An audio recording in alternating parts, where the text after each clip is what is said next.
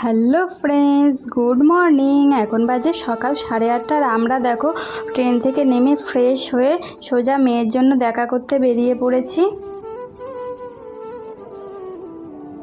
এই গাড়িটা না পুরো স্কুলের সামনে গিয়েই দাঁড়াবে। তারপরে দেখো আমরা বোর্ডিং স্কুলে এসে গেছি।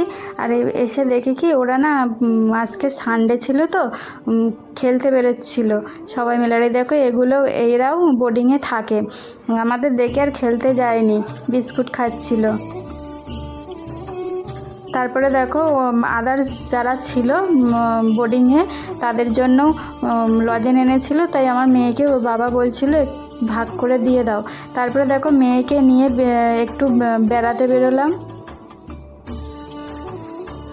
আমি, তোমাদের দাদা আর মেয়ে। আর মেয়েকে একটা রেস্টুরেন্টে নিয়ে গেছিলাম লাঞ্চ করানোর জন্য।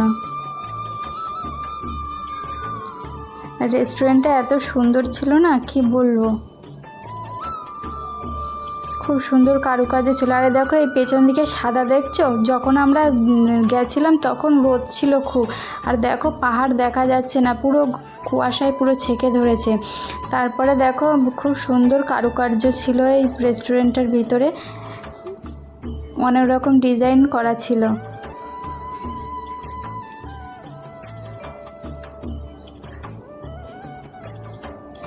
আর মেয়ে কি খাবে তাই জন্য তোমাদের দাদা অর্ডার করছিল।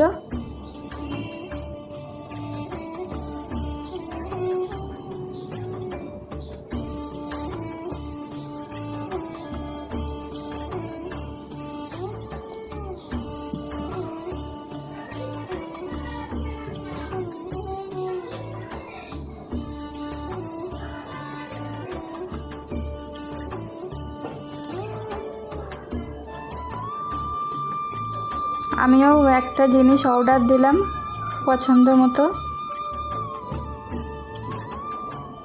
তো দেখো আমাদের অর্ডার দিয়েছিলাম, চলে এসছে। নুডলস নিয়েছিলাম ভেজ, আর ভেজ বিরিয়ানি নিয়েছিলাম।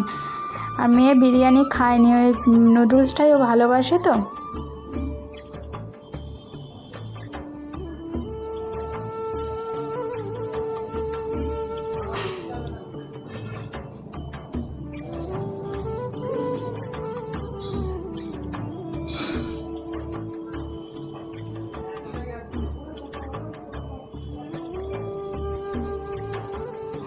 তোমাদের দাদা ভেজ বিরিয়ানি নিয়েছিল। তারপরে দেখো একটা অ্যাপেল মিল্কশেক নিলাম মেয়ের জন্য। ওরাই বললো যে এটা বাচ্চাদের পক্ষে খুব উপকারী।